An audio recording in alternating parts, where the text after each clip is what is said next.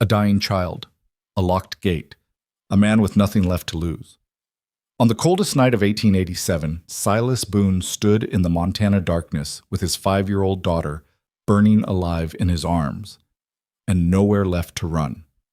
Behind him, 6 months of failure, starvation, and graves he couldn't stop digging in his mind. Ahead of him, one last gate, one last chance, one stranger who could slam a door and end everything. She didn't slam it. What happened next would shake an entire frontier to its bones. Hit like, drop your city in the comments. Let's see how far this story travels. The rain came sideways that night. It wasn't the gentle kind that farmers prayed for in dry summers. This was October rain in Montana, cold enough to bite, heavy enough to drown, the kind that didn't fall so much as attack. It hammered the frozen ground and turned dirt trails into rivers of black mud, and somewhere in the middle of all that darkness, a man named Silas Boone was still walking. He had been walking for 11 hours. His boots had split open along the left sole sometime around noon, and every step he took made a wet, sucking sound against the mud beneath him. His coat, a canvas duster that had once belonged to his father, hung heavy with water, and the weight of it pulled at his shoulders like a hand trying to drag him down.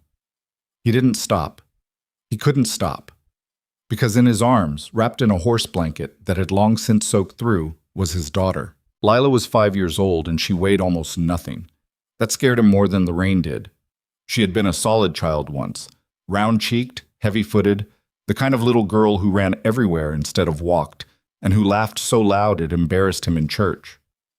That was before the spring floods that took the lower field, before the bank letter that arrived in August with its flat, formal language that still somehow managed to destroy everything, before Clara. He didn't let himself think about Clara for long. He hadn't figured out how to do that yet without stopping in his tracks, and stopping was something he couldn't afford tonight. Lila stirred against his chest. Her forehead, pressed against his collarbone, was so hot it felt like a coal through the wet fabric of his shirt. "Papa." Her voice was barely there, scraped thin. "I'm here. Are we lost?" He almost laughed. Almost. "No," he said. "We're not lost." He had no idea where they were. He had followed the main road out of Dillon 3 days ago, heading north because someone at the supply store had mentioned a town called Briar Creek, where a man might find work on one of the big spreads before winter locked everything down. He had a rough direction and no map and 70 cents in his coat pocket. He had made worse starts than this. Or maybe he hadn't. He was having trouble remembering a time when things had been genuinely good, and that frightened him in a quiet, persistent way that was almost worse than panic.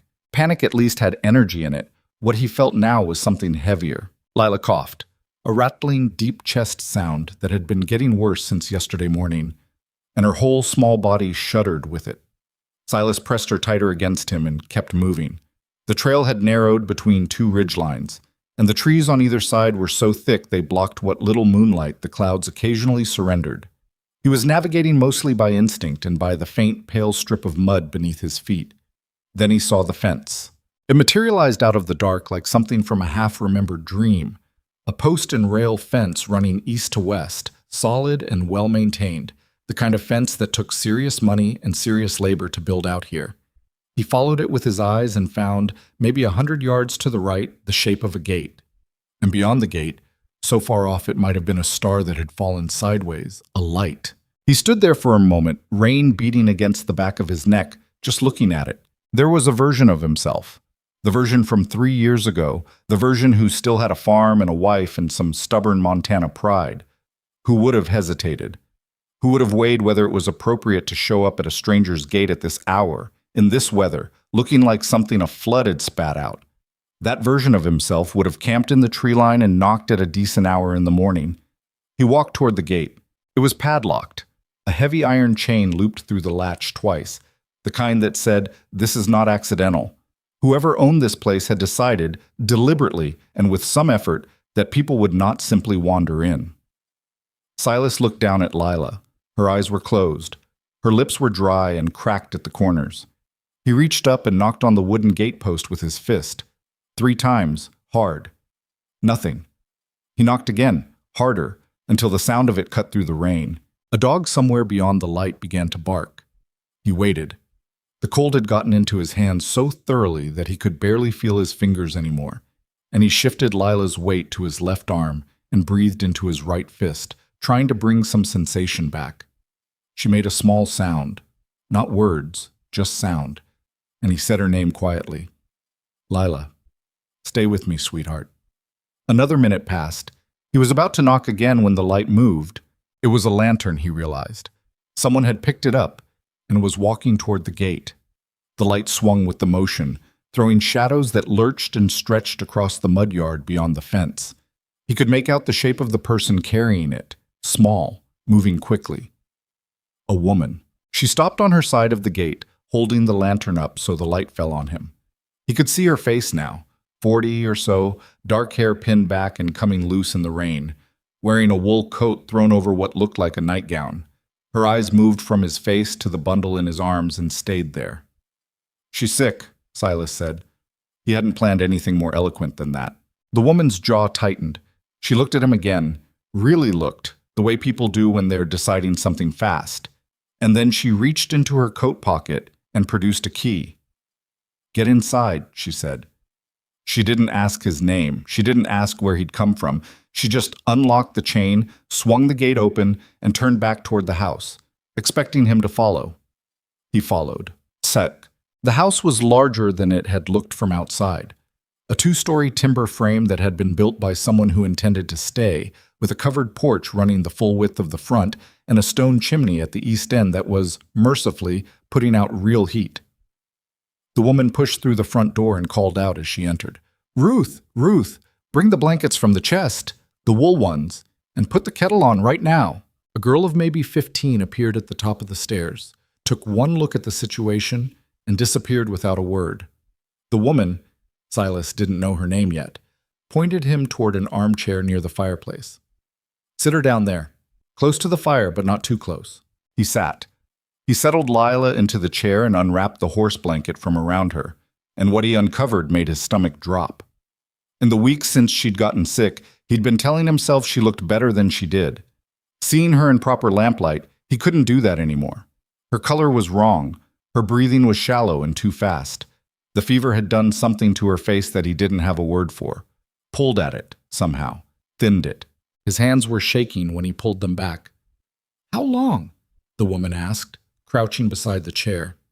The cough started 4 days ago. Fever came on the second night. Has she eaten? Little bit. She threw most of it up yesterday. The woman pressed the back of her hand to Lila's forehead, her cheek, the side of her throat. Her expression didn't change, but something behind her eyes shifted.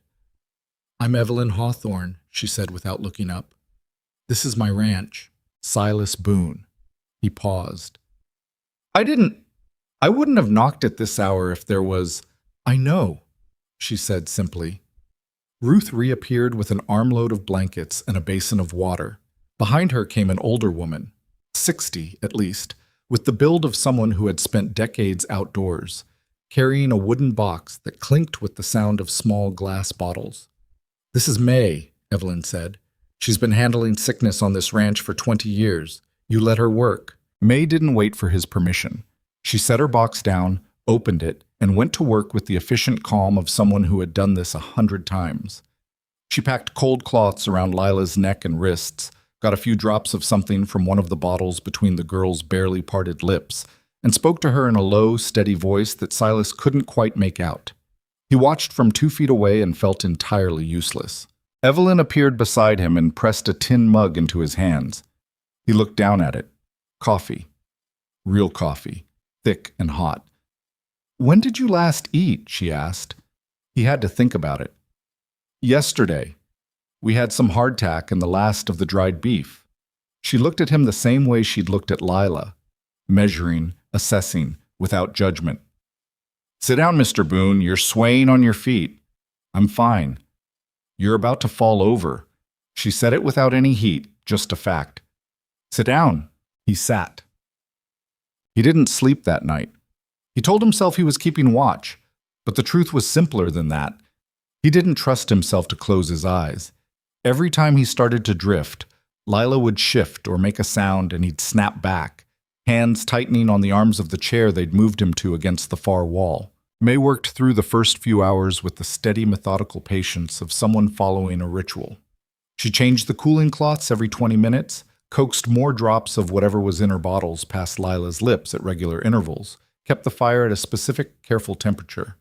Evelyn came and went, checking in, speaking quietly with May, bringing more water from the kitchen. Neither of them talked to Silas much, which he was grateful for. He wasn't sure he had words right now. Around 3 in the morning, Lila's breathing changed. He noticed it before May did. A fractional deepening, the tight, shallow rhythm loosening just slightly. He leaned forward in his chair. May noticed him noticing and came over to check. She pressed her fingers lightly to the pulse point in Lila's wrist, held still, and then let out a slow breath through her nose. "Fever's breaking," she said. "Not gone, but moving in the right direction." Something happened in Silas's chest that he had no name for. It wasn't relief exactly. It was too raw for that, too close to the edge of something else. "She'll make it?" His voice came out rougher than he intended. May looked at him steadily. "She's not past it yet, but she's fighting. That's a tough little girl you've got." "Yeah," he said. "She is." He turned back to Lila. Her cheeks, which had been burning red for days, had eased toward something closer to pink. He reached out and put his hand over hers. Her whole hand fit in his palm with room to spare, and just held it there. By the time gray light started coming through the window, Evelyn was back in the room with a plate of biscuits and some sort of stew that must have been left over from the night before. She set it on the small table beside Silas without comment. He looked at the food, then at her. "You didn't have to do this," he said. "I know. I mean any of it. The gate, You didn't know me from Adam." Evelyn settled into the chair across from him, wrapping both hands around her own mug. She looked tired. Not the crumbling kind, just the straightforward kind that came from being awake all night. "I saw a man standing in the rain holding a sick child," she said. "That's all I needed to know about you." Silas looked at the plate again. He picked up the biscuit and ate it in 2 bites, and then he ate everything else. And when he was done, he put the plate down and stared at the floor. "I had a farm," he said. Not to explain himself. Just because somewhere around 4 in the morning he'd decided that this woman deserved the truth about who she'd let through her gate. "South of Dillon, 40 acres, good soil. Or I thought it was good. The river flooded 3 years in a row. First flood, I borrowed to fix the irrigation. Second flood, I borrowed to replant. Third flood," he stopped. "Bank came in August." Evelyn didn't say she was sorry. He appreciated that. "My wife passed last winter. Fever took her fast. Doc said it was her lungs." He paused. "After the bank took the farm, I didn't know what else to do but move. Heard there might be work up north. Started walking. With your daughter. She's all I've got." The room was quiet for a moment. The fire popped. Across the room, Lila's breathing was slow and even, the most peaceful sound Silas had heard in months. "There's a bunkhouse out back," Evelyn said. "It's not much, but it's dry and it's warm, and if you want, it's yours until your daughter's back on her feet." She paused. "I'm not a charity operation, Mr. Boone.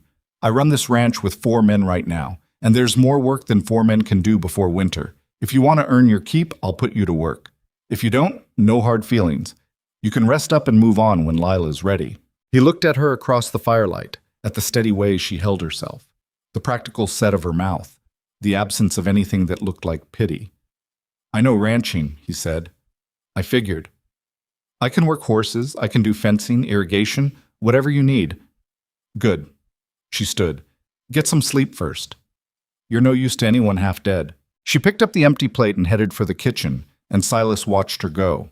Outside, the rain had stopped sometime while he wasn't paying attention.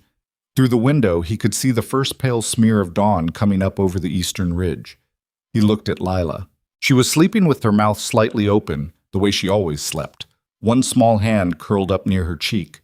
The terrible heat that had poured off her for days had dropped to something that felt almost normal. May was dozing in the chair beside her, the wooden box of medicines at her feet. For the first time in a very long time, Silas Boone sat in a warm room with his daughter breathing easily beside him, and he let himself put the weight of it down. Just for a minute. Just the smallest piece of it. The farm, the bank, Clara's grave, the long months of moving and failing and running out of everything. He set it down like a pack he'd been carrying and rolled his shoulders back, and the ache of it spread through his chest and up his throat and pressed behind his eyes. He didn't cry. He was too tired to cry. But he sat there in the firelight with his daughter's hand in his, and the dawn came up pink and cold over the Montana ridge, and it was enough. It was, he thought, just barely enough to keep going. Lila ate her first real meal on the third morning. It wasn't much. Half a bowl of oatmeal with a little honey stirred in, and a cup of warm milk that May insisted on. But she ate it sitting up in the armchair with a blanket pulled to her chin. And when she was done, she looked around the room with the careful, wondering eyes of someone who has been somewhere very far away and has only just found their way back. "Papa," she said, "this house smells like bread." Silas was sitting on a stool 2 feet away, elbows on his knees. He'd been watching her eat with the focused attention of a man who'd been told not to hover, but couldn't help himself. "It does," he agreed. "Our house used to smell like bread." He didn't say anything to that. He just reached over and tucked the blanket more firmly around her legs.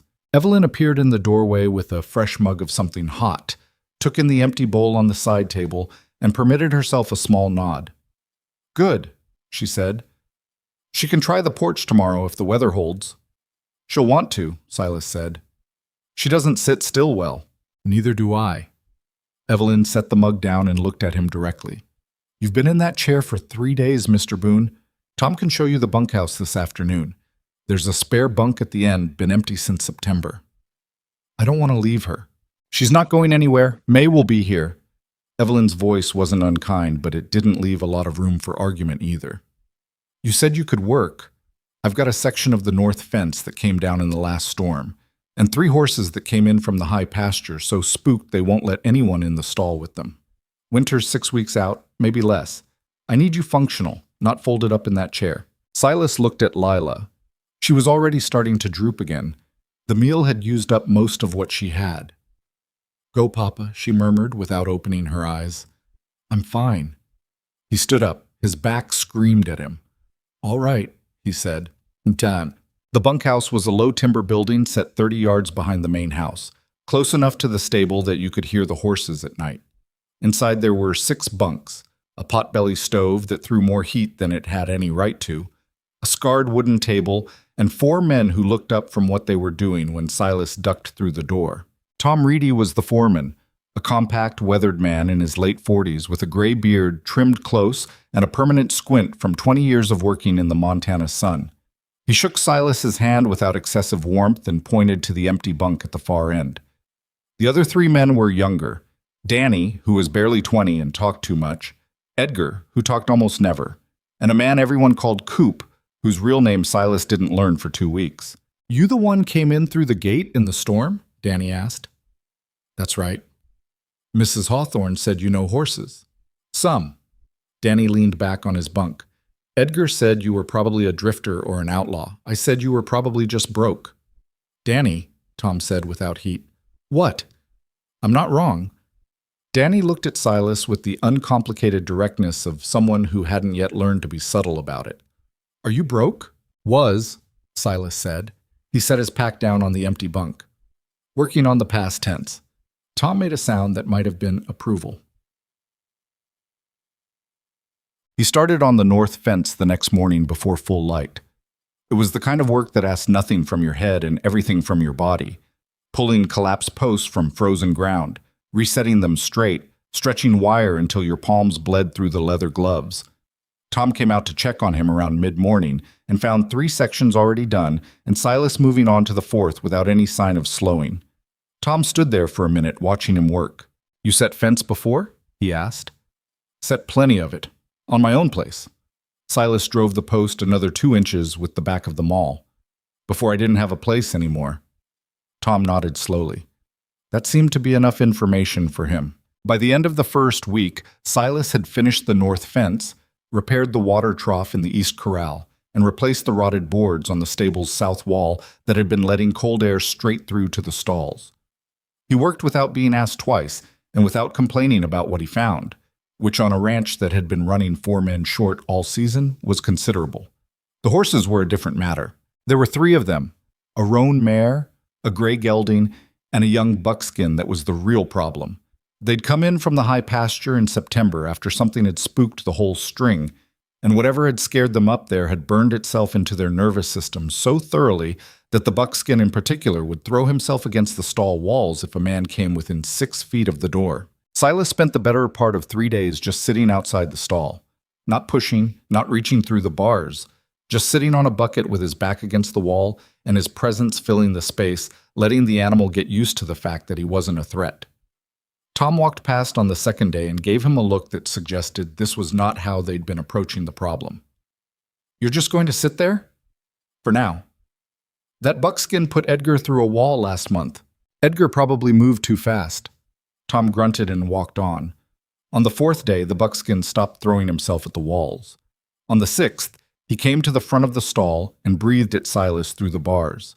By the end of the 2nd week, Silas was in the stall with him, moving slow, talking low and steady, nothing dramatic about it. The horse was still wired tight, still flinched at sudden sounds, but he wasn't dangerous anymore. He was just scared, and scared Silas understood.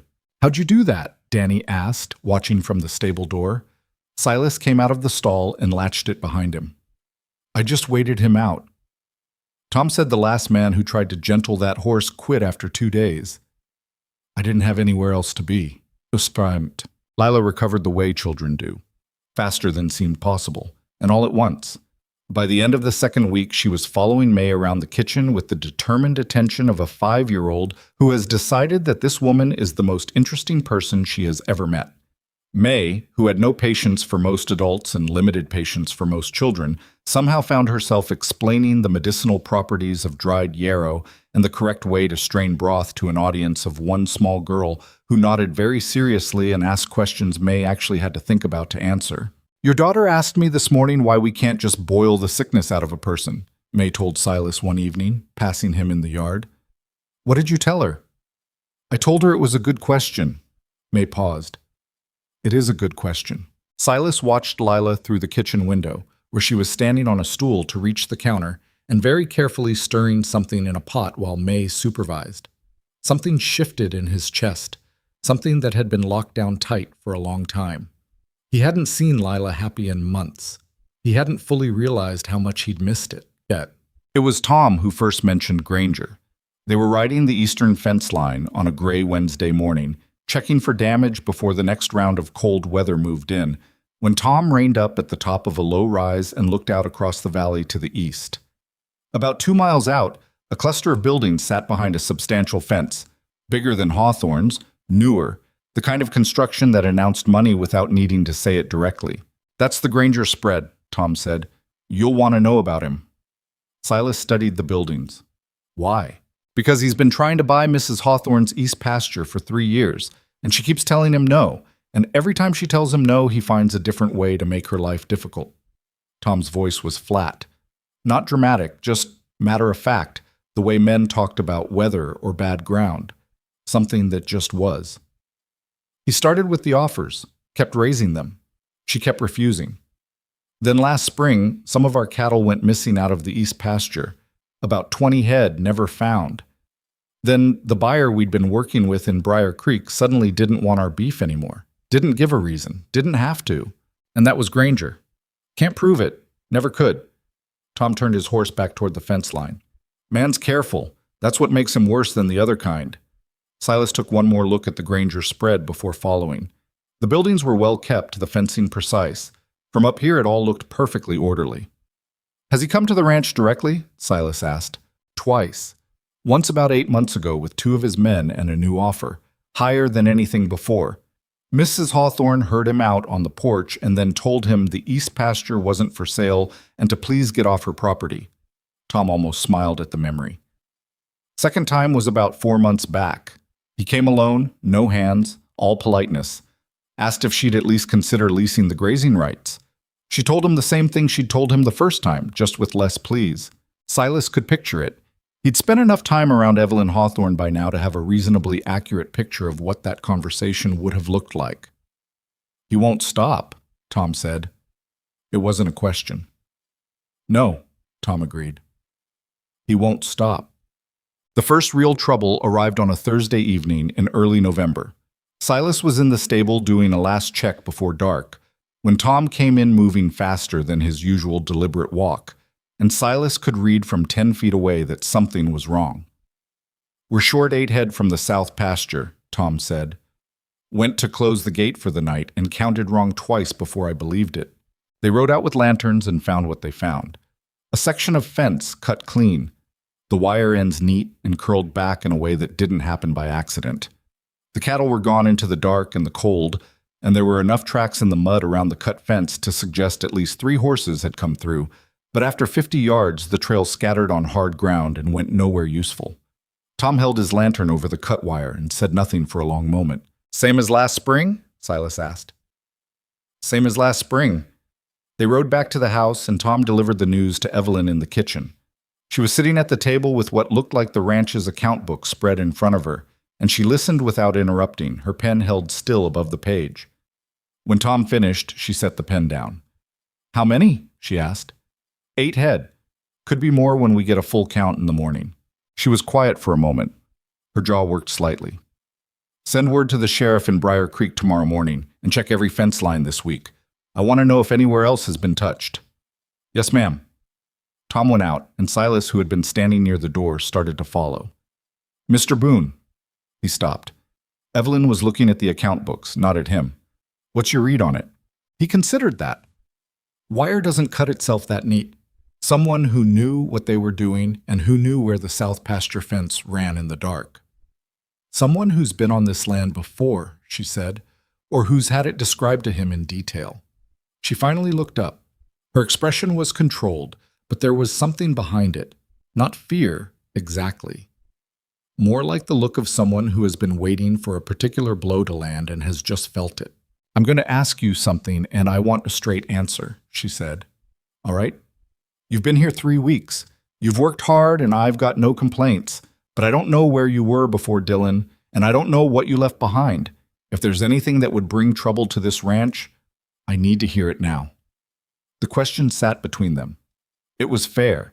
He'd have asked the same thing. "There's nothing," he said. "I had a farm. I lost it. I have a daughter and a split boot and 70 cents I've mostly spent. That's the full inventory." She studied him for a long moment. "All right," she said, and went back to her books. The rumors started 2 weeks later. Silas heard the first one from Danny, who'd ridden into Briar Creek for supplies and come back quieter than usual. "What?" Silas asked, because Danny was never quiet without a reason. Danny put down the grain sacks he was carrying and didn't quite meet his eyes. "People in town are saying things." "What kind of things?" "That you left Dylan ahead of a warrant. That you had some trouble with a man's cattle down south." Danny finally looked at him. "I don't believe it. I'm just telling you what I heard." Silas stood with that for a moment. "Who's saying it?" It's around. You know how it gets around." He knew exactly how it got around. "You started it in one place with one person, and it moved from there the way fire moved, fast and in whatever direction the wind was blowing." He went to Evelyn that evening and told her what Danny had said. She listened with the same stillness she brought to everything. "Have you had trouble with anyone's cattle?" she asked. "No." "Is there a warrant out of Dylan?" "No." "Then that's my answer." She pulled on her coat, getting ready for the evening walk she made around the yard every night. "People can say whatever they want. I know what I see on this ranch." "It could hurt you," Silas said, "harboring a man with that kind of talk attached to him. It could affect your business, the buyers you deal with." "Mr. Boone." She stopped buttoning her coat and looked at him. "I've been running this ranch since my husband died 4 years ago. I have dealt with bad weather, bad debt, a foreman who drank, and Victor Granger. I'm not going to fold because of gossip." She finished the last button. "But thank you for telling me." She went out, and he watched her cross the yard in the dark, her breath clouding in the cold air, her stride even and unhurried, and he thought that she was probably the stubbornest person he had ever met. He meant it without any qualification as the straightest compliment he could think of. November deepened, and the work didn't slow. If anything, it compacted. The pressing weight of winter preparation added to whatever time the investigation into the missing cattle was eating. The sheriff's deputy had come out from Briar Creek, looked at the cut fence, written things down in a notebook, and gone back to town without any indication that he believed anything useful would come of it. More cattle went missing in the third week of November. 6 head this time, from the north pasture. Then a section of the newly repaired north fence came down again, so not storm damage, Tom confirmed. Cut, same as before. Then the livestock started getting sick. It began with 2 of the older steers showing symptoms that May couldn't immediately identify. Muscle weakness, a specific kind of distress that made them stand with their legs splayed and their heads low. By the time she'd figured out what she was looking at, 3 more animals had shown the same signs. Poisoned, she said to Evelyn, and her voice was flat and hard in a way Silas hadn't heard from her before. Water trough in the East Corral. Something was put in it. The East Corral. The pasture Victor Granger had been trying to buy for 3 years. Evelyn stood in the corral with her arms folded and looked at the sick animals in the trough, and for a moment her face showed everything she was holding. The exhaustion of it, the injustice, the grinding relentlessness of being a target. Then she pulled it back in, all of it, the way a person closes a door. "Pull the trough," she said. "Fresh water from the well only until we figure out where else might be compromised." Silas watched her walk back to the house. He stood in the cold for another minute, looking east toward where the Granger spread sat 2 miles away, solid and orderly and untouchable. He thought about Tom's words from weeks ago. Man's careful. That's what makes him worse than the other kind. He understood that now in a way he hadn't when he first heard it. The worst thing about a careful enemy wasn't the damage they did. It was the certainty it produced. The absolute bone-deep certainty that it was them, that it was deliberate, that every blow was aimed and measured, and the absolute inability to prove any of it. That night, after Lila was asleep in the room May had set up for her off the kitchen, Silas sat at the bunkhouse table while the other men slept and turned it over in his mind. He thought about the cattle and the fence and the poisoned trough.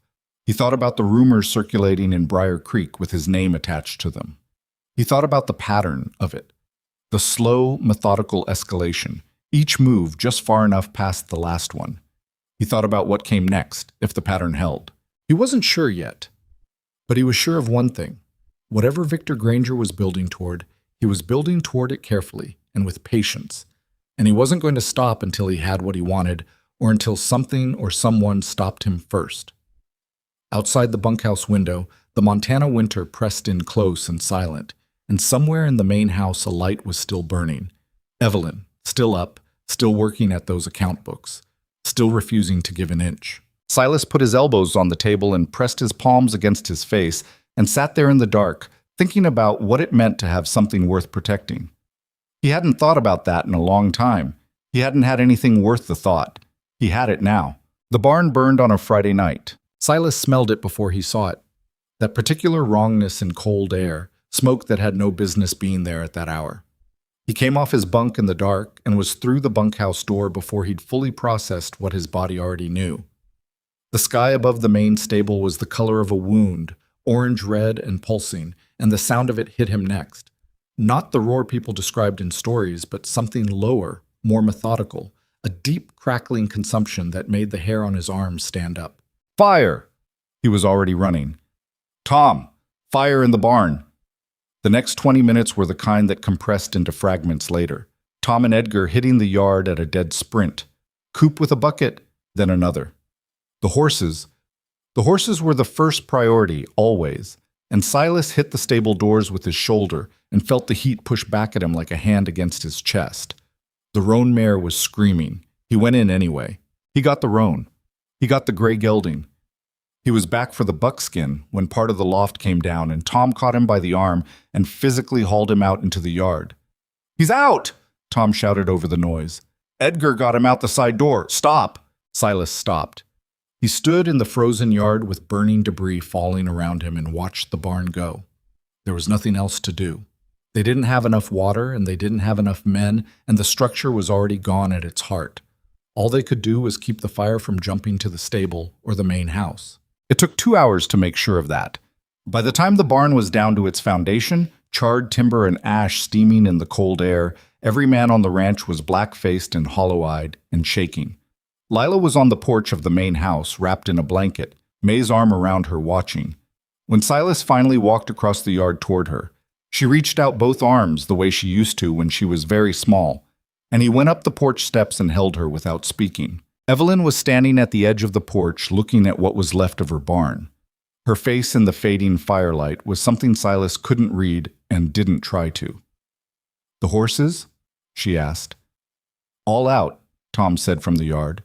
"We got all of them." She nodded once, very slightly. Tit-tit. Sheriff Len Purcell rode in from Briar Creek the following afternoon. A tall man, angular, with a careful way of speaking that suggested he measured words the way other men measured whiskey.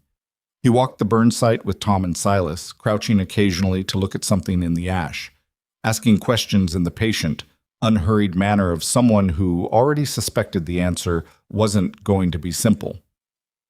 "Any lanterns left burning in the barn last night?" he asked. "We don't leave lanterns burning," Tom said. "Any chance someone forgot?" "We don't leave lanterns burning," Tom repeated, and his voice was the same both times, but something in it had changed slightly. Purcell looked at Silas. "And you are—" "Silas Boone. I've been working the ranch since October." "Before that?" "South of Dillon. I had a farm." Purcell wrote something in his notebook. He had a habit of writing things down without looking at what he was writing, his eyes still on the person in front of him. Silas found it faintly unsettling. "Reason you left Dillon?" "Bank took the farm. I had nowhere left to be." "Anyone in Dillon who could speak to your character?" Silas looked at him steadily. "Probably some who would, and some who wouldn't. Same as anywhere." Purcell nodded and wrote something else. He thanked Evelyn for her time, promised he'd look into it, and rode back toward town. Tom watched him go. "He'll look into it," he said. "You don't sound convinced," Silas said. "Purcell's a decent man, but Victor Granger has been a major taxpayer in this county for 15 years, and decent men have their limits." They started rebuilding the barn the following week. There wasn't a choice about the timing. With winter already past its first hard frosts, the horses needed covered shelter, and they needed it before the next serious cold front moved through. Evelyn hired 2 men from Briar Creek to help with the heavy framing, and Silas worked alongside Tom from first light to last. And in the evenings, when the cold drove them inside, he found himself at the kitchen table across from Evelyn, going over what they needed, what they had, and the considerable distance between those two things. It was in those evenings that he came to understand something about her that the daytime didn't show as clearly. During the day, she was efficient and decisive and absorbed. A manager, a rancher, someone with a list of problems to solve before dark. But in the evenings, when the work had been set down and there was nothing left but the accounting of it, something more complicated showed through. The cost of it.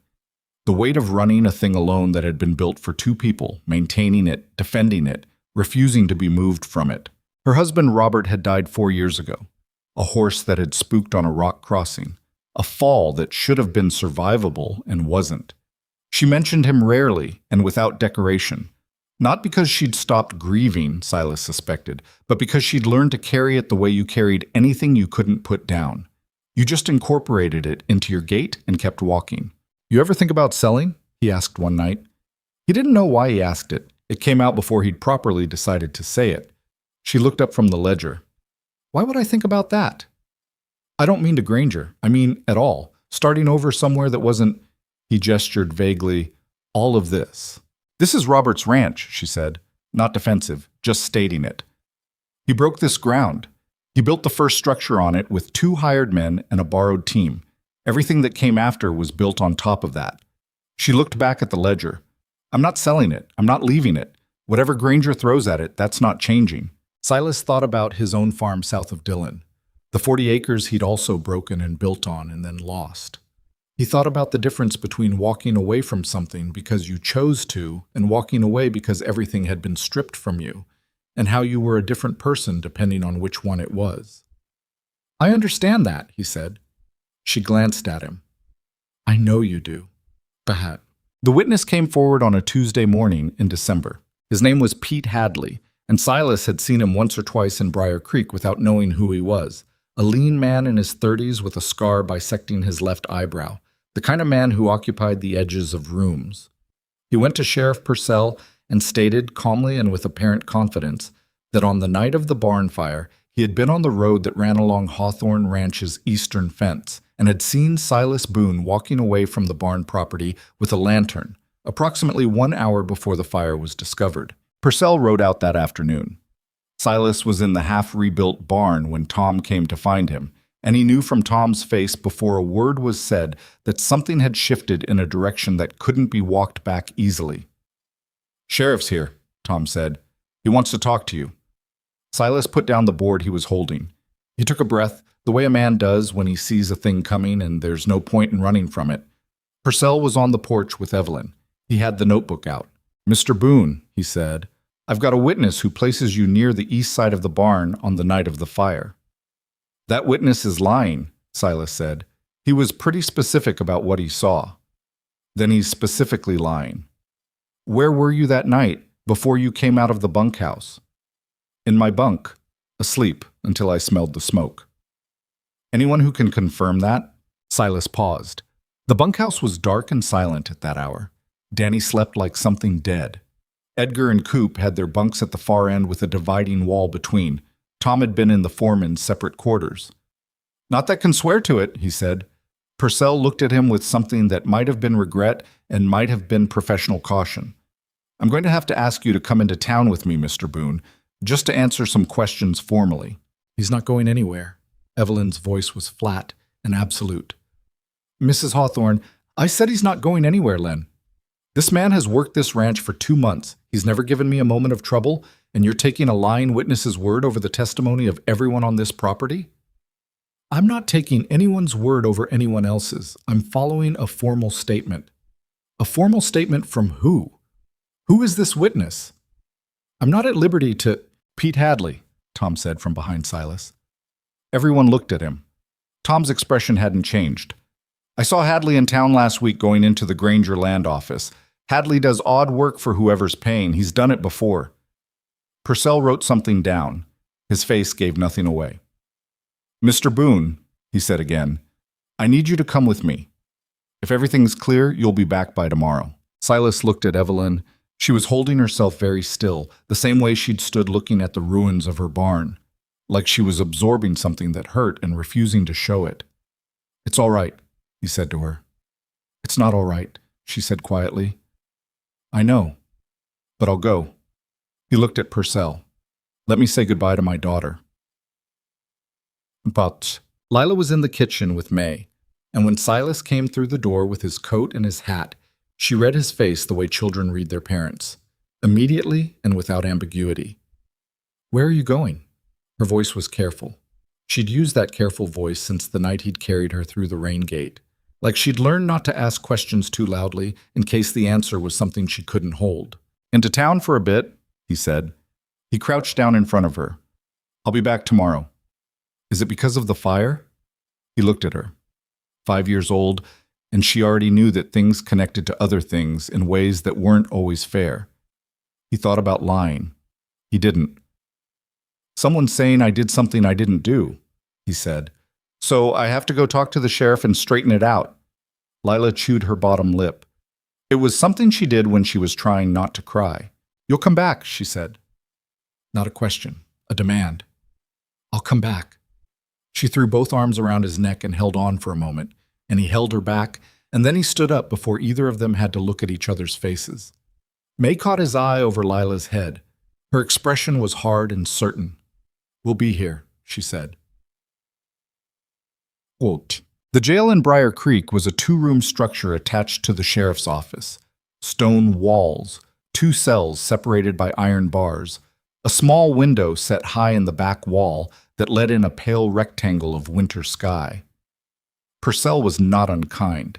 He brought food in the evening, explained the formal charge, arson based on Hadley's sworn statement, and said with what seemed like genuine discomfort that bail would be set in the morning when Judge Alderman was available. Silas sat on the cot and looked at the high window until the rectangle of sky went from gray to black. He thought about the sequence of it, the cattle stolen, the fence cut, the livestock poisoned, the rumors seeded in town, and now this. Not harassment, not pressure, but a criminal charge with a sworn witness, the kind of thing that stuck to a man even after it was disproved. Even if Evelyn could pay the bail, even if the charge eventually fell apart, the fact of it would follow him. The town had already been primed to doubt him. A formal arrest would settle something in their minds that no acquittal could fully unseat. Granger had planned this. The thought arrived not as a revelation, but as a confirmation of something he'd been assembling for weeks. The escalation had been too precise, too patient, too aware of how things worked, not just on the ranch, but in the county, in the town, in the particular social mechanics of a frontier community where a man's reputation was the only currency that really mattered. Granger knew all of that. He'd been operating in that space for 15 years. And somewhere underneath all of it, Silas was increasingly certain there was something more than the east pasture. Granger wanted that land badly enough to do all of this, and men didn't want land that badly just for the grazing. He didn't sleep much. Chut. Evelyn Hawthorne did not go home after Silas was taken. She rode straight from the ranch to Briar Creek and spent the evening in the public records office on the main street, a narrow room with poor light and floor-to-ceiling shelves of county filings. The clerk, a small man named Abner, who was very clearly ready to close up and go home, found himself instead pulled into locating property surveys, county commission meeting minutes, and territorial land filings going back 4 years. Evelyn had been thinking about what Tom said, that Granger had been seen at his own land office, and that Hadley was the kind of man who worked for whoever was paying. She'd been thinking about Granger's persistence, about the particular stubbornness of it, the fact that a man of his resources could have simply moved his ambitions elsewhere, but hadn't. She'd been thinking about what made a piece of Montana ranch land worth committing crimes over. She found it in a territorial commission filing dated 14 months ago, a route survey, the kind that preceded major infrastructure decisions. She read it twice. Then she sat very still with the paper in her hands and felt the shape of the whole thing settle into place around her. A railroad. The Great Northern Expansion had filed a preliminary route survey that placed a likely corridor directly through the eastern portion of Hawthorne Ranch. The filing was public record, but buried in the kind of administrative language and cross-reference documents that a person wouldn't find unless they knew to look or unless someone had told them. Granger knew. He'd known for over a year. That was why the offers had been escalating, not just for grazing land, but for land that would be worth 5 or 10 times its current value the moment a railroad right-of-way was confirmed through it. That was why he couldn't let it go. That was why he'd moved from offers to pressure to sabotage to arson to false witness. Each step a calculated escalation because the prize at the end was not just a pasture, it was a fortune. Evelyn folded the survey document carefully and put it in her coat. She asked Abner for 2 more things before she let him close up: the property transfer records for any land Granger had acquired in the past 2 years, and any records of Pete Hadley's name appearing in county filings. Abner, who was by now convinced this woman was not going to leave until she had what she needed, produced both. The property records showed Granger quietly acquiring parcels along the same general corridor as the railroad survey. Small pieces, scattered, each transaction individually unremarkable, but collectively pointing in one direction like a compass finding north. Hadley's name appeared once, in a dispute record from 18 months ago. He had filed a complaint against a man in the county to the south, claiming the man owed him money for work performed. The defendant in that dispute was listed as an employee of the Granger land operation. Evelyn stood outside the records office in the dark Montana street and breathed cold air and organized what she had. It wasn't proof of arson, it wasn't proof of witness tampering or cattle theft or poison in a water trough. What it was motive, documented, specific, traceable motive.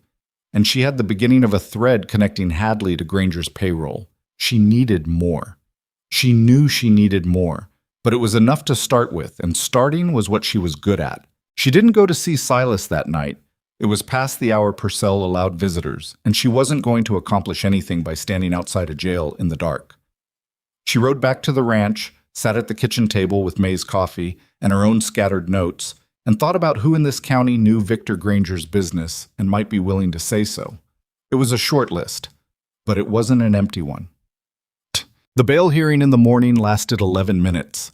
Judge Alderman was a heavy-set man in his 60s who had been on the bench in Briar Creek for 20 years and had developed, over that time, a manner of conducting proceedings that suggested he had somewhere more interesting to be.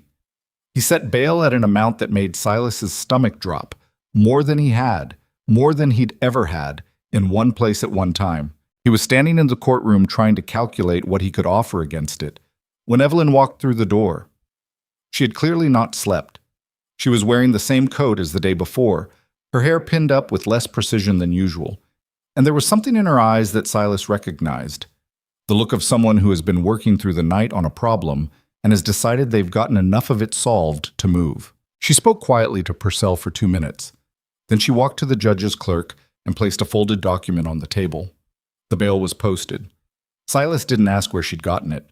Outside the courthouse, in the pale December cold, he stood next to her on the board sidewalk and looked at the street. "You shouldn't have," he started. "Stop."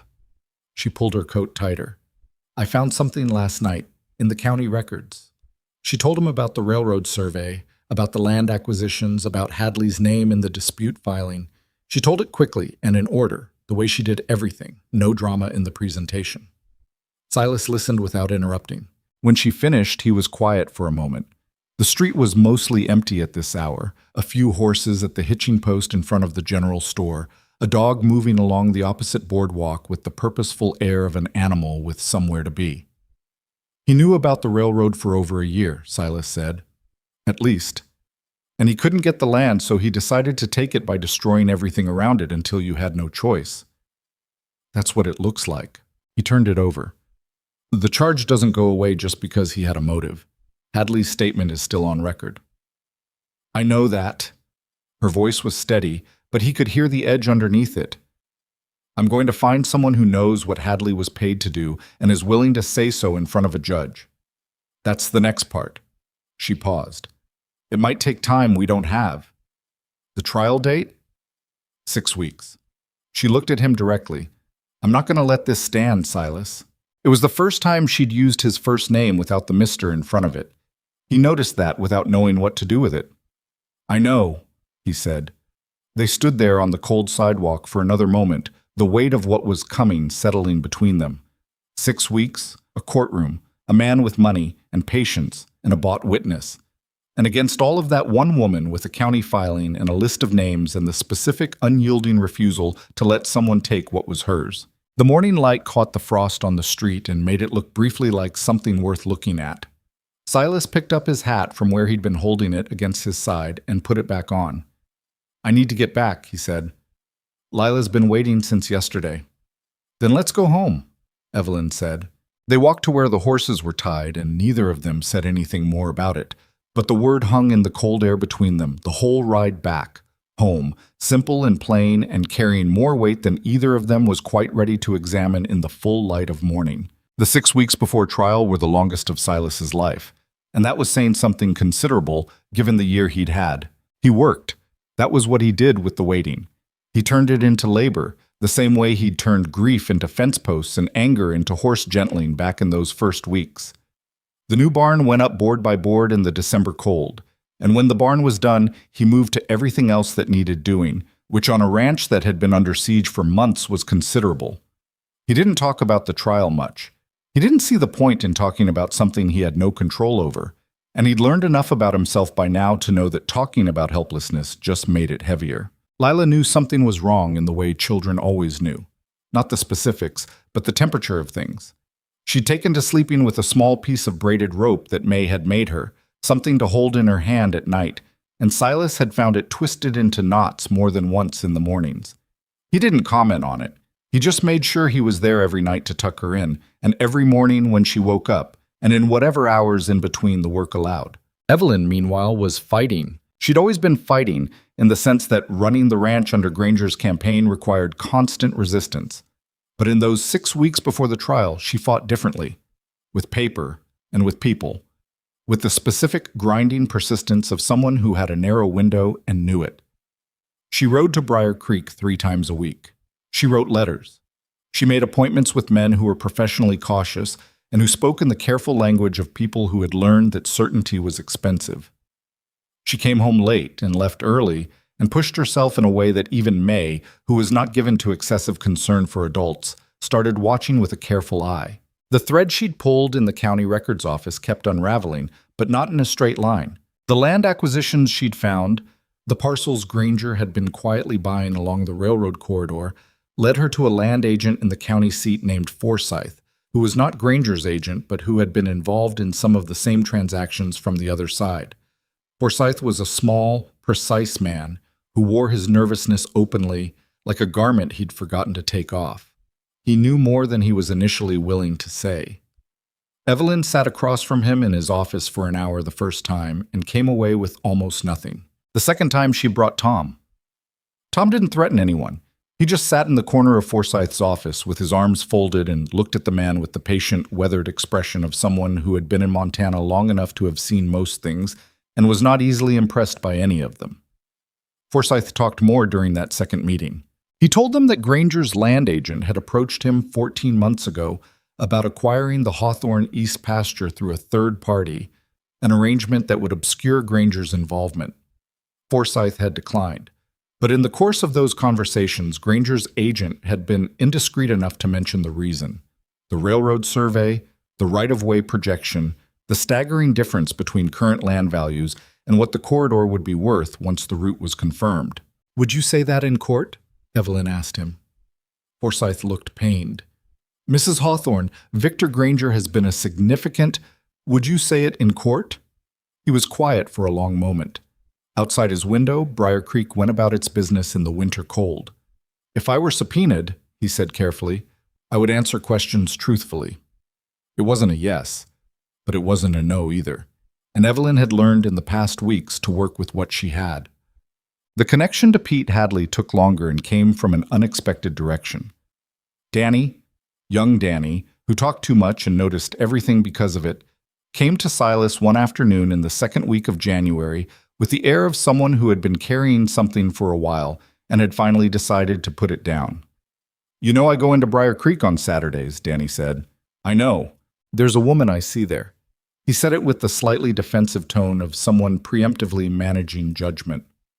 "Her name's Cora. She works at the laundry on 2nd Street. It's been a few months."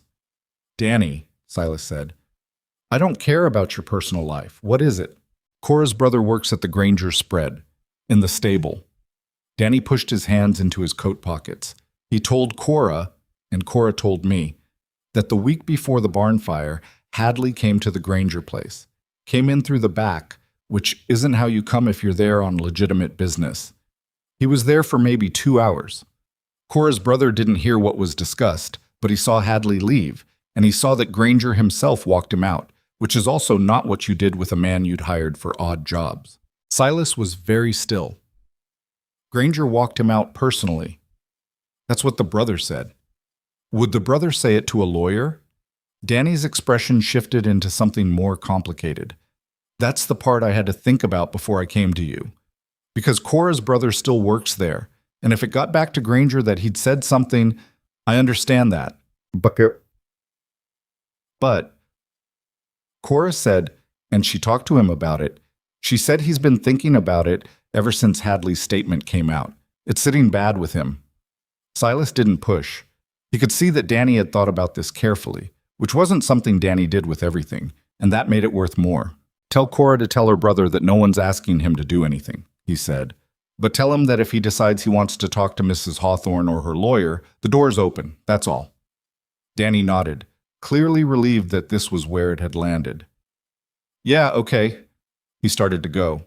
Silas stopped him. "Danny, thank you for telling me." Danny shrugged in the way people did when they were more affected by something than they wanted to show.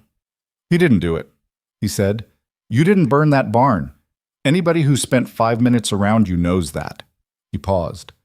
"Well, anybody with any sense." Inchiet, Cora's brother, his name was Will, and he was 19 and visibly terrified the one time Evelyn met with him quietly in the back room of the laundry, confirmed what Danny had passed along and added one more thing that he hadn't told Cora. The morning after the barn fire, Granger had come into the stable where Will was working and had been in a particular kind of mood. Not distressed, not concerned, but the specific elevated mood of a man whose plans were proceeding. He'd commented that the Hawthorne place had had some bad luck recently, and he'd said it with a smile that Will described, searching for the right words, as the wrong kind of happy. Evelyn's lawyer was a man named Cross, who practiced out of the county seat, and who had been recommended to her by the land agent Forsyth as someone who was good with complicated cases and not easily intimidated. Cross was in his 50s, lean and deliberate in the way of someone who had learned not to waste motion, and he listened to everything Evelyn had assembled with the careful, non-reactive attention of a man cataloging rather than reacting. When she finished, he was quiet for a moment. "Forsyth will testify to the motive," he said. "Reluctantly, but he will." Will's testimony about Hadley's visit places Granger and Hadley together immediately before the fire, and Granger's comment after it is circumstantial but useful. The survey documents and the land acquisition records establish the financial motive in writing. He paused. "The remaining problem is Hadley himself." "He gave a sworn statement," Evelyn said, "which means we need to crack it, not just argue around it. A jury hears a sworn eyewitness account. They anchor to it regardless of what else you put in front of them." Cross looked at her steadily. "I need Hadley to recant, or I need to demonstrate clearly in court that his statement was purchased, preferably both." "How do you demonstrate it if Hadley won't recant?" "We establish the payment. If Granger paid him, cash, work, land, anything, there's a record somewhere, or there's someone who knows about it. Men like Hadley talk eventually. They talk to someone they trust, or they talk to someone they're drinking with, but they talk." Cross leaned back. "Who does Hadley talk to?" Evelyn didn't know, but Tom did.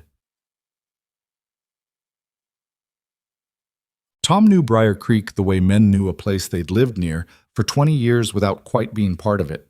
The geography of who drank where, who owed who, which relationships were solid and which ones were conducted mostly in the dark.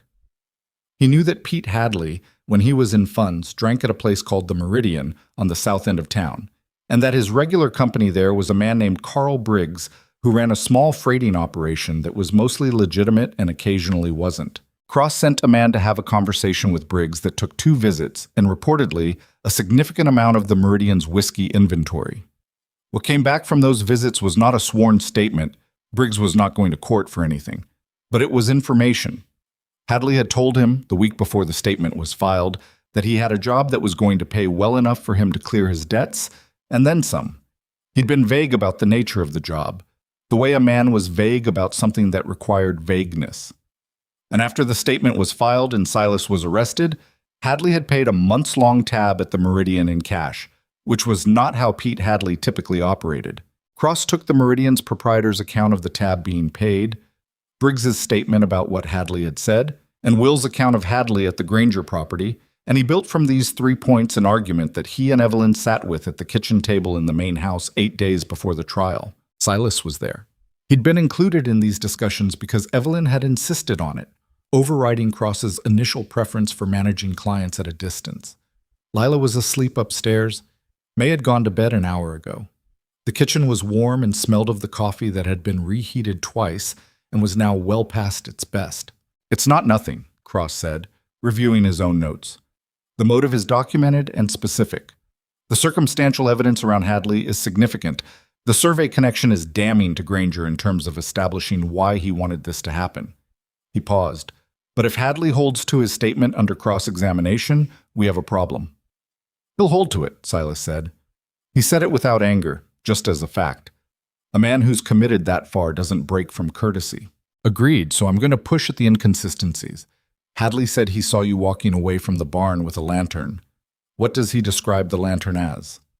Silas thought back to the statement, which Cross had obtained a copy of. "Standard barn lantern, metal, glass chimney." "The lantern's on the Hawthorne property," Cross said to Evelyn. "What kind are they?" She frowned, thinking. "We have 4 lanterns. 2 are the standard style he described. 2 are a different style, older, smaller, the kind that attaches to a post bracket. Robert bought them years ago from a shop in Helena." She paused. "Why?" "Because if Hadley saw someone with a lantern that night, either he's describing it accurately, in which case it was one of the 2 standard ones, or he's describing what he expected a barn lantern to look like, which means he may not have actually seen what he claims to have seen." Cross made a note. "Small thing, but small things accumulate." "You think you can break him?" Silas asked. "I think I can make the jury uncertain about him. That's not the same thing, but in a criminal case it may be enough." The trial began on a Thursday. The Briar Creek Courthouse was a solid, plain structure on the main street that served as meeting hall and civic space when it wasn't serving as a courtroom.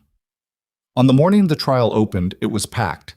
Not because this was a celebrated case in any broad sense, but because in a county of this size, everything was somewhat local.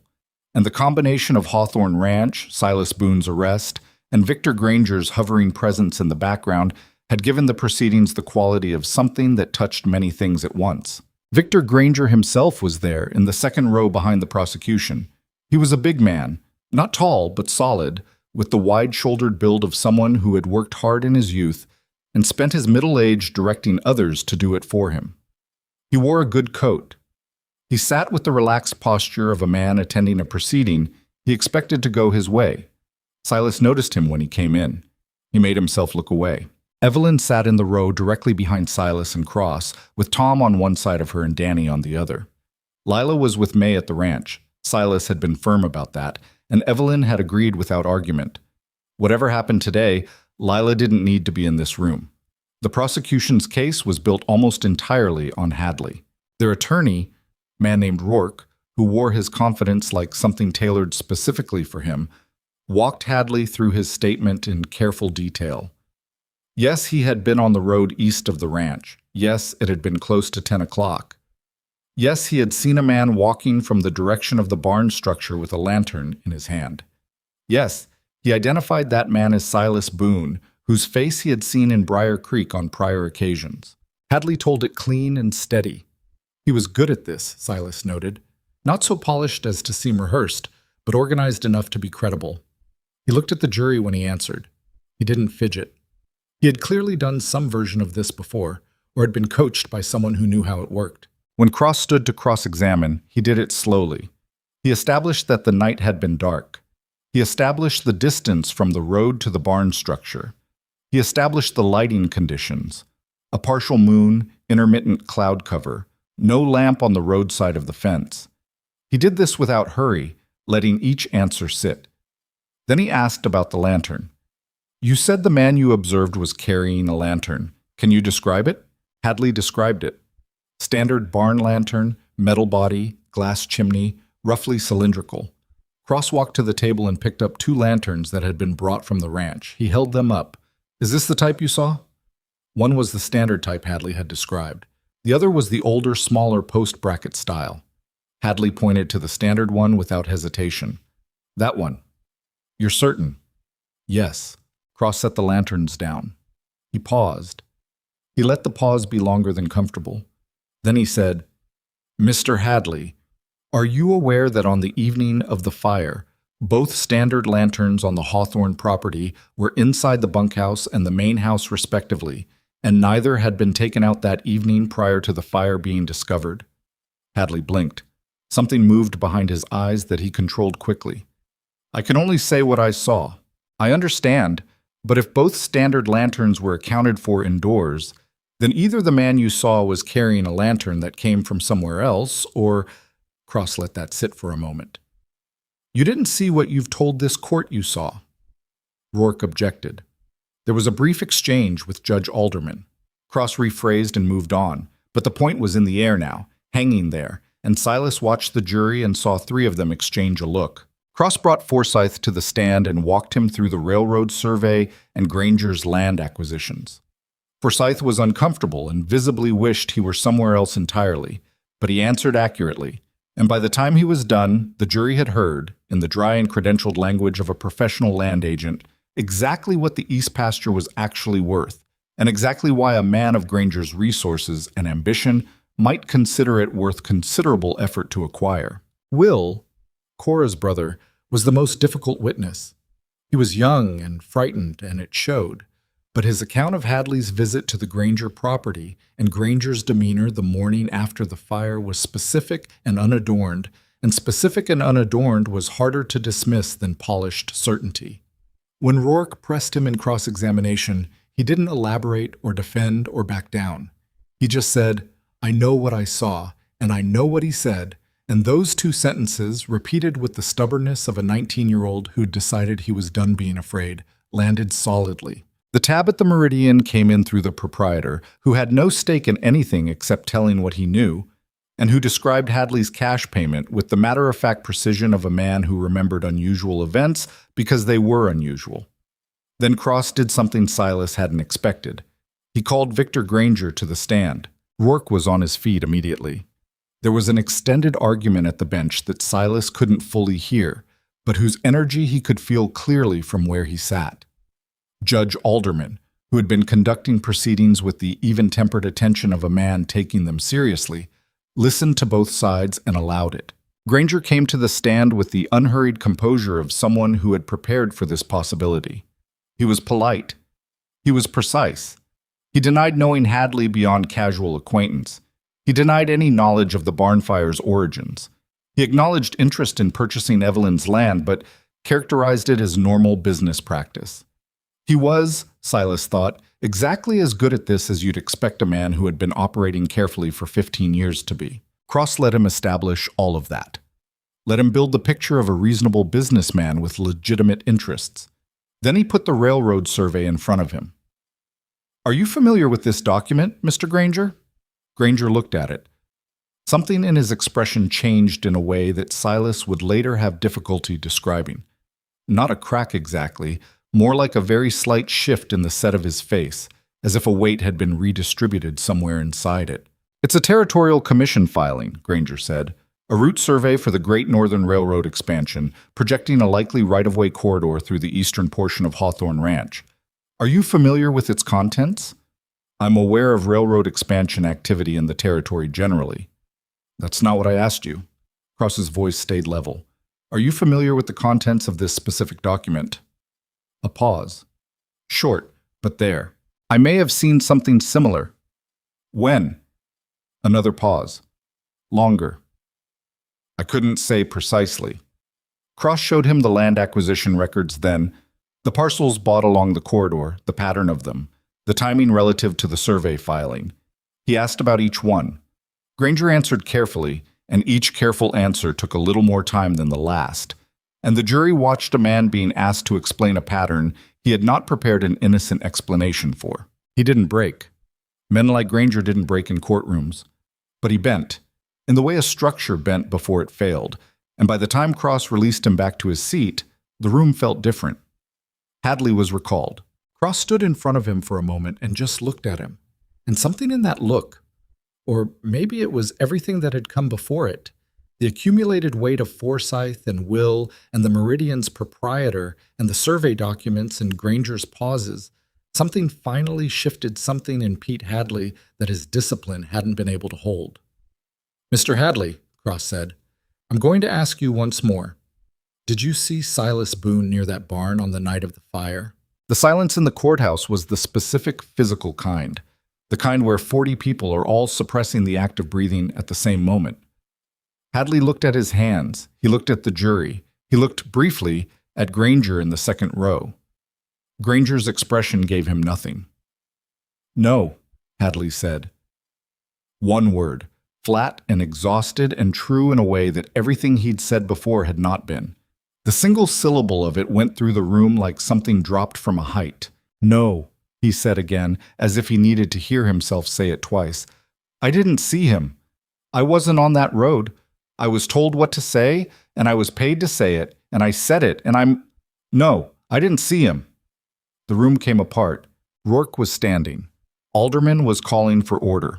In the second row, Victor Granger sat perfectly still for a moment that stretched too long, and then he reached up and straightened his collar in a small, mechanical gesture that had nothing to do with his collar and everything to do with a man whose machinery had just come apart and didn't yet know what to do with his hands.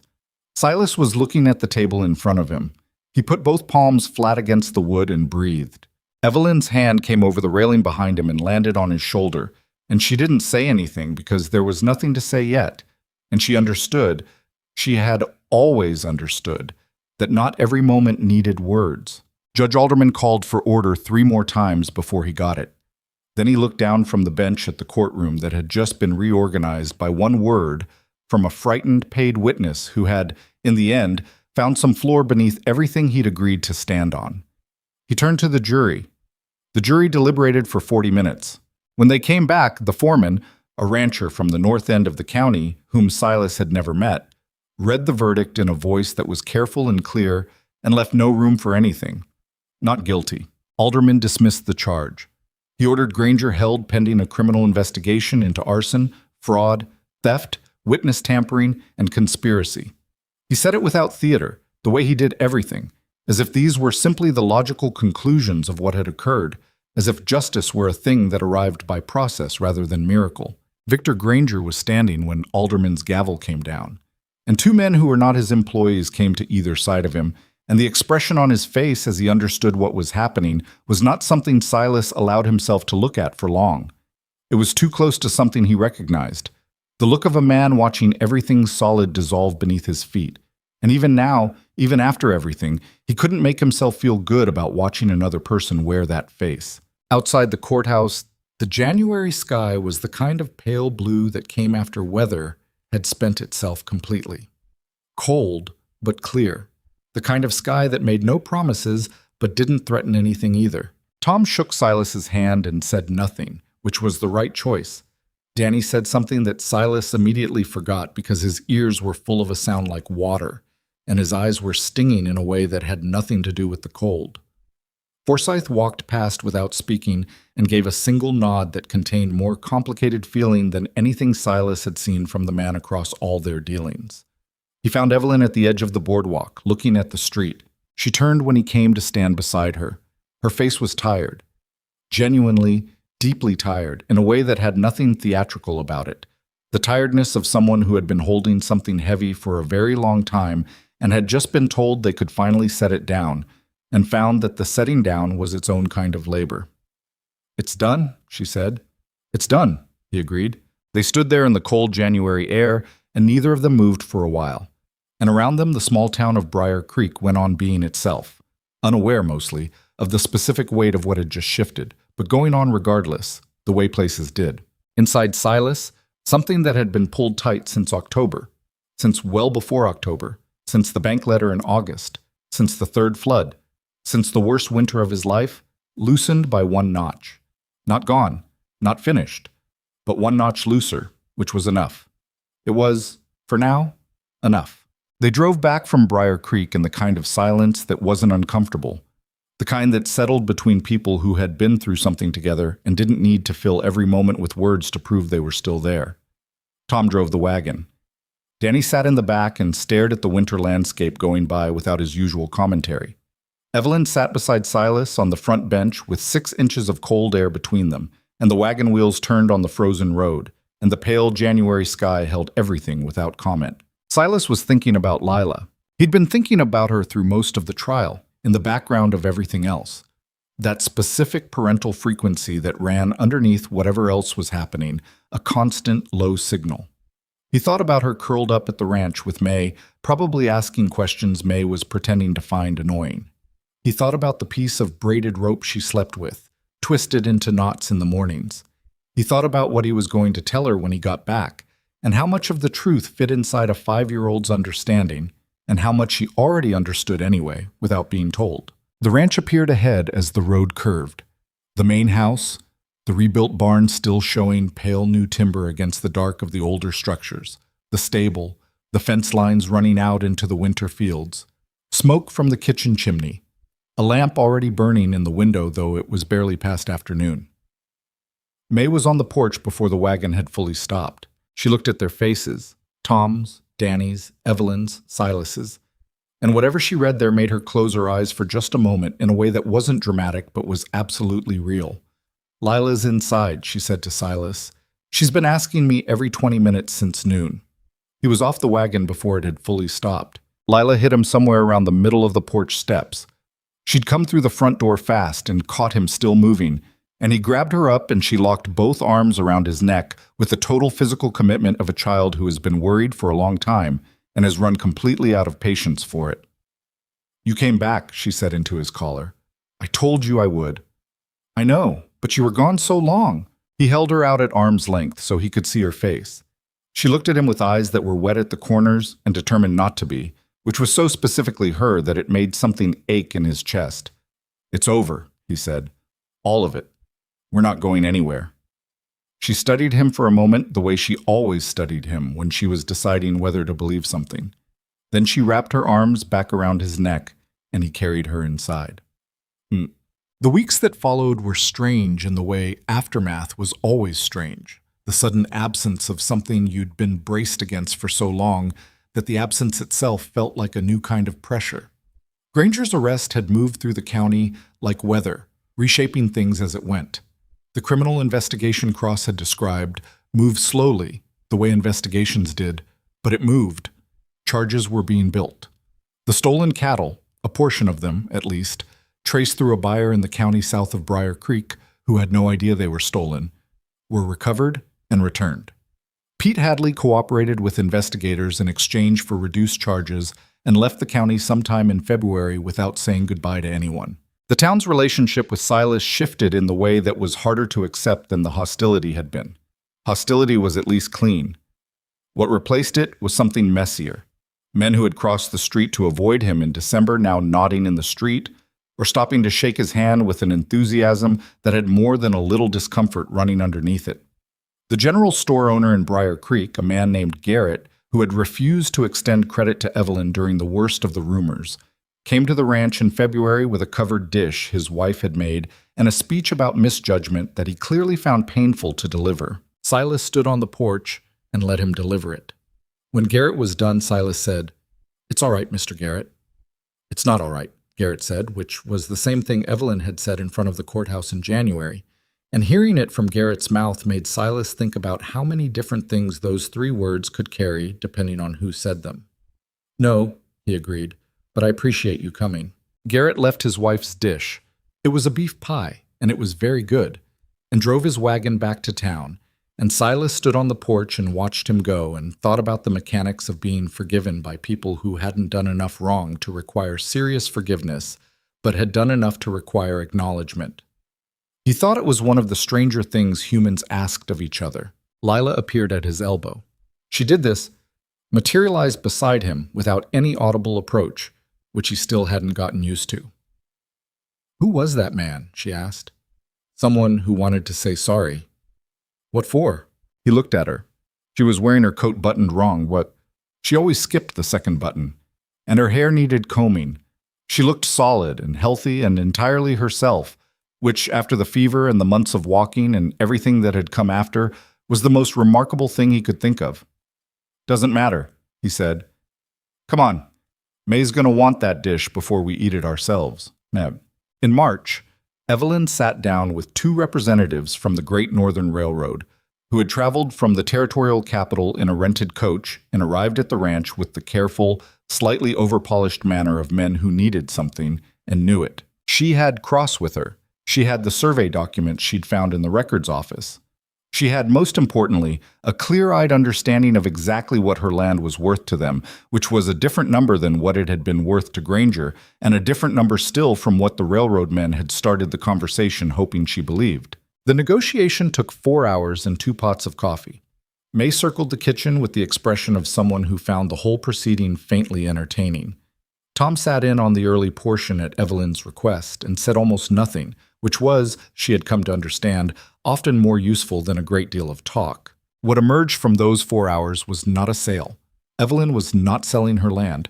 What emerged was a right-of-way agreement, a negotiated corridor through the eastern edge of the property, at a price per acre that was fair and that came with binding terms about construction timelines and restoration of any disturbed pasture, and a lump sum payment that would allow the ranch to put new buildings on the south property and expand the breeding operation they'd been planning since before Granger had made expanding anything feel like an impossible luxury.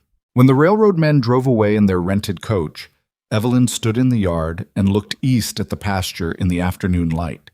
The same pasture Granger had spent years trying to take, that he had committed crimes to acquire, that had brought everything down around all their heads. It was good land. She'd always known it was good land. She just hadn't known precisely how good. She didn't feel triumphant, exactly. She felt tired in a way that was different from exhaustion, more like the feeling after a long physical task is complete, when your muscles have done everything they had, and the job is done, and you can finally just stand still and breathe. Silas came to stand beside her. He'd been working the south fence line all afternoon, and there was mud on his boots and his coat, and a scratch along his left hand from a wire he'd grabbed wrong.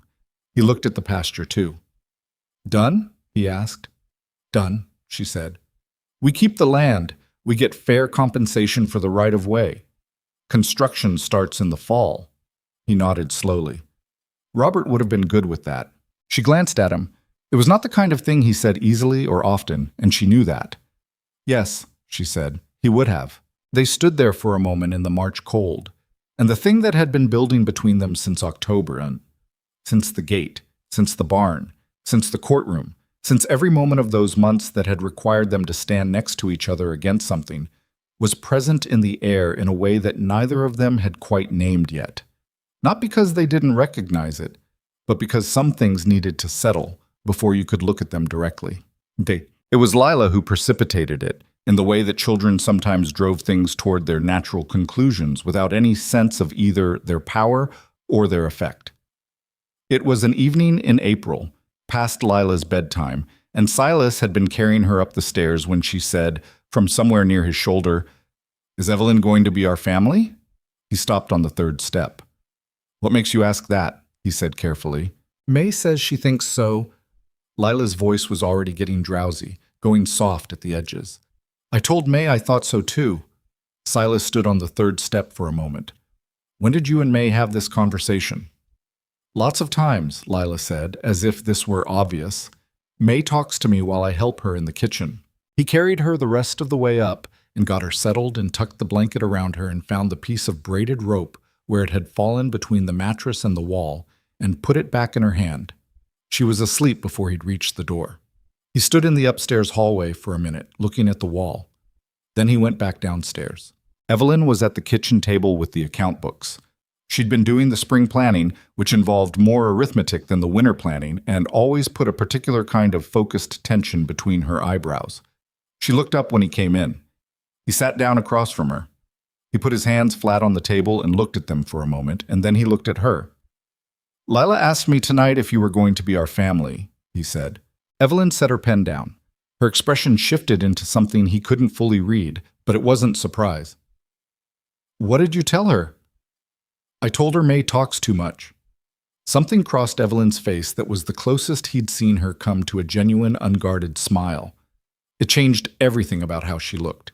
Not in the way stories described it, not like a transformation, just like a door opening slightly and something warmer coming through. "May," she said, "is not wrong about very many things." Silas looked at her. "I want to say this right," he said, "and I'm not sure I know how to say it right, so I'm just going to say it the way I know. All right, I came through your gate with nothing, with a sick child and a broken boot and enough failure behind me to fill a field. You opened the gate. You didn't have to. You didn't know me. And everything that's happened since, the work, the trouble, all of it. I wouldn't trade any of it, because all of it brought me to sitting here across from you." He paused. "I'm not a man with much to offer. I have what I can work for, and what I can build, and I'll work and build until I'm not able to anymore. And Lila," Evelyn said quietly, "has been part of this household since October. That's not in question." He looked at her directly. "I'm asking you to marry me, Evelyn, plainly, without a lot of ornamentation around it." She was quiet for a moment. Outside, the April wind moved against the window. The particular sound of Montana spring that was still cold, but carried something different in it than winter cold. The suggestion, at least, of what was coming. "You should know," she said, "that I'm not easy to live with. I have opinions about how things should be run, and I'm usually right about them, and I'm not good at pretending otherwise. I don't stop working when I should. I held this ranch together by being stubborn about everything, and I don't know how to turn that off at the door." "I know," he said. "I've been watching you for 6 months. And I'm asking you to marry me." She looked at him for a long moment, the same way she'd looked at him through the locked gate in the October rain, measuring, deciding, seeing what was actually there rather than what she feared or hoped. "Yes," she said. It was a plain word, delivered plainly, which was right. He reached across the table and put his hand over hers, and she turned her hand over and held his, and they stayed that way for a while at the kitchen table with the account book spread around them, which was, in its own way, completely appropriate. They married in June, when the ranch was fully in its summer operation and the new barn had lost its pale newness and the railroad surveying crews had begun their preliminary work along the eastern corridor. The ceremony was small. Tom stood up for Silas, May stood up for Evelyn, and Lila wore a dress May had made for her from blue cotton and sat in the front with the solemn, important expression of a 6-year-old who has been given a serious responsibility and intends to carry it correctly. Danny cried, which he denied afterward and which everyone present saw. The wedding was not a perfect day. The weather turned in the late afternoon and brought rain that hadn't been forecast, which soaked the yard where they'd planned to eat dinner outside and forced everyone inside in a scramble that knocked over 2 chairs and spilled a pitcher of cider. May burned the bottom of the wedding cake because she'd been talking to Tom about something and forgot to check it. Lila stepped on the hem of her dress during the ceremony, and there was a tearing sound at a moment that was supposed to be quiet. None of it mattered. All of it was real, which was better than perfect. Victor Granger was convicted in September on 4 counts: arson, conspiracy to commit fraud, theft, and witness tampering. He received a sentence that meant he would not return to the county for many years, possibly ever.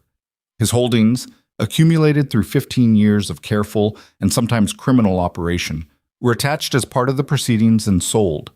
The land he had acquired along the railroad corridor, the parcels he'd spent so much and done so much to collect, went to auction and sold to 3 different buyers, none of whom were him. Silas heard about the conviction from Tom, who had ridden into Briar Creek for supplies and come back with the news. He was working the south pasture when Tom found him, and he listened and he nodded and he went back to work. Tom watched him for a moment. "That's all you've got." Silas drove a post another 2 inches. "What do you want me to say?" Most men would have something more to say about the man who tried to put them in prison. Silas stopped and looked at Tom. He thought about it genuinely. About Granger. About the months of targeted damage. About the night he'd been arrested in front of Lila and her face when they'd taken him. About the courtroom and the long weeks before it. "He wanted land," Silas said. "He wanted it so badly he made it the whole of everything. Gave up whatever else he might have had for the sake of a piece of Montana pasture." He picked up the maul. "And now he's got nothing, and the land's still there." He shrugged. "That seems like enough." Tom considered this. "Maybe," he said. Then he rode on, and Silas went back to the fence. Years passed the way years did. Not evenly, not without difficulty, but steadily, which was its own kind of grace. The railroad came through in the following year, and the right-of-way construction was disruptive in the way all construction was disruptive. Noise and machinery, and strangers moving through land that had been private, fences temporarily down and then back up, the routine of the ranch bent around an outside schedule for months. It was worth it. The compensation funded the South property expansion, 2 new breeding stallions, and a bunkhouse large enough that Tom stopped complaining about the one they had. Evelyn learned over time that Silas was as stubborn as she was, which led to arguments that were occasionally spectacular and always resolved, because underneath the stubbornness in both of them was the same bedrock thing: a willingness to stay, to work it out, to not walk away. That willingness was something neither of them had with everyone. With each other, it was simply present, and they were both experienced enough to know what that was worth. Lila grew. That was the simplest way to say it, and also the most accurate. She grew into a girl who could gentle a horse nearly as well as her father, who asked May questions that continued to be genuinely difficult to answer, who had strong opinions about the correct way to do everything and the social confidence to share them, which Evelyn recognized with a mixture of recognition and private amusement. A daughter came. They named her Rose, which was Evelyn's mother's name, and she arrived in the world with a set of opinions about everything that she communicated at maximum volume until she'd satisfied herself that the world was paying adequate attention. Lila took her role as older sister with tremendous seriousness and somewhat less patience, which was honest and also fine. May, who had announced several times that she was too old for this level of activity, showed no signs whatsoever of slowing down. Tom's hair went all the way to gray and then to white, and he cut his beard off one spring for reasons he declined to explain and that no one pressed him on. Edgar left to start his own operation in the valley south of Briar Creek, and they hired a young man named Hector to replace him, who was 22 and worked harder than 3 men and had the useful quality of not talking much until he had something worth saying. Danny. Danny got married to Cora, which surprised no one who had been paying attention, and they settled in Briar Creek and had 2 children quickly. And Danny came out to the ranch on weekends for years the way people came back to places that had mattered to them during important times, which was to say, he came back because the place had been part of something real. There was a morning, maybe 7 or 8 years after the night Silas had pounded on the locked gate in the October rain, when he was out on the east pasture before sunrise, checking the fence line along the railroad corridor. The sky was the dark blue that came just before light, and the grass was heavy with dew, and somewhere out of sight on the main road a wagon was moving, the sound of it traveling clear in the still morning air. He stopped and stood still for a moment, the way he sometimes did out here, just taking in the specific quality of the silence that wasn't really silence. The sounds of the ranch behind him, the horses in the stable, somewhere Lila's voice carrying across the yard, the particular smell of the land in early morning. He thought, not for the first time, about the version of himself who had walked through this county with a sick child and 70 cents and no plan worth the name. That man had been carrying such weight, the farm, the bank, Clara, the months of moving. He'd been so stripped down that he'd had nothing left to protect him from anything, which had turned out, in ways he hadn't seen coming, to be a kind of freedom. When you had nothing, you had no reason not to knock on a locked gate at midnight. When you had nothing, a woman with a lantern who opened that gate without asking who you were was the whole world. He didn't know what he believed about how things worked, whether there was design in it or just the accumulation of small decisions made under pressure. He suspected it was mostly the latter. He suspected that what had happened wasn't fate, but the consequence of a series of choices. Evelyn's choice to unlock the gate, his choice to keep walking toward it, her choice to stay when Granger came, his choice to not vanish when things went hard, her choice to spend 6 weeks in county records offices with a thread and pull it until it unraveled. Choices under pressure were the realest kind, because they showed you what a person was made of when the surface had been removed. What Evelyn was made of, he had learned, was considerable. What he was made of, he was still finding out. He thought that was probably true for most people for most of their lives, and that the finding out, while not comfortable, was at least honest. Lila's voice again, closer now. He turned and saw her coming across the pasture toward him with 2 cups of something hot, picking her way across the dew-wet grass with the confident stride of a girl who had grown up on this land and knew every inch of it. She was 12 now, tall. She had her mother Clara's coloring and some of Silas's stubbornness and some quality all her own that he couldn't trace to anyone. She reached him and handed him one of the cups. Coffee. She'd been making the morning coffee herself for a year, which had been Evelyn's idea and had met with initial resistance from May that gradually softened as Lila's coffee turned out to be, in fact, better than May's, a fact May acknowledged exactly once and never repeated. Evelyn says breakfast is ready, Lila said. I'll be in. She stood next to him and looked out at the pasture the way he'd been looking at it. After a moment she said, You do this every morning. Just stand here. I know. What are you looking at? He thought about how to answer that. Everything, he said. Just everything. She accepted this without requiring further explanation, which was one of the things about her that he was most grateful for. They stood there together in the early morning on the east pasture, the ranch behind them coming fully awake in the first light, and the sky going from blue to gold along the eastern ridge, and the day beginning the way days did, without announcement, without ceremony, just light finding the land and the land receiving it. He drank his coffee. It was good. He turned back toward the house, and Lila walked beside him, and the smoke from the kitchen chimney was already rising against the January sky, straight up, which meant still air, which meant a clear day ahead. That was the thing about Hawthorne Ranch, the thing that travelers and buyers and railroad men and neighbors came to understand over the years, sometimes without being able to say it directly.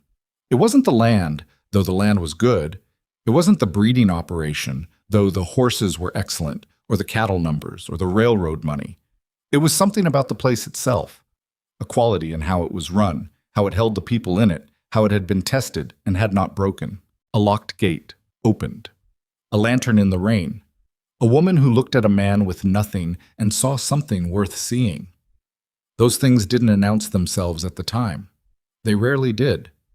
They only became visible later when you stood far enough back to see the whole shape of what had grown from them, The barn, the family, the children, the years of work, the land that had been fought for and held and would be held still long after the people who had fought for it were gone. Silas came through the kitchen door and the warmth of the house came out to meet him, and Evelyn looked up from the stove, and Rose made a loud and urgent sound from the corner that suggested she had been waiting for breakfast with diminishing patience, and somewhere behind him the door swung shut against the morning cold.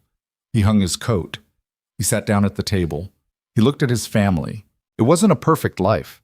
The ranch had bad years and the marriage had hard stretches, and the children were difficult in the specific ways that children were difficult, and the work was never finished, and the weather was never fully predictable, and every fixed thing eventually needed fixing again. But it was his. It was theirs. It had been built from a knock on a locked gate and a woman who chose, without enough information and without any guarantee, to open it. That was the whole of it, really. That was the thing worth carrying. Sometimes the bravest thing wasn't fighting or enduring or holding on. Sometimes it was just opening the gate.